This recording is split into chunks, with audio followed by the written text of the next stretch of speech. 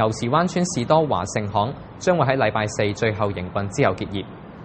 華盛行又叫做華城行，自2000年開始營運，由一對夫婦獨立經營，賣多款廉價嘅小食，例如係薯片、糖等等，亦都有彈波機等等嘅遊戲，俾小朋友玩完之後有機會換禮物。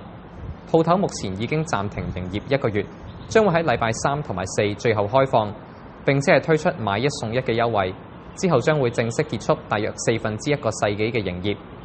有街坊唔知道士多即將結業，亦都有街坊話唔捨得。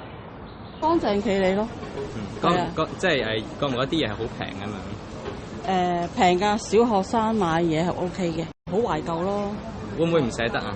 少少啦，都有㗎，有啲唔捨得。方便啦，好多嘢賣啦，又平啦。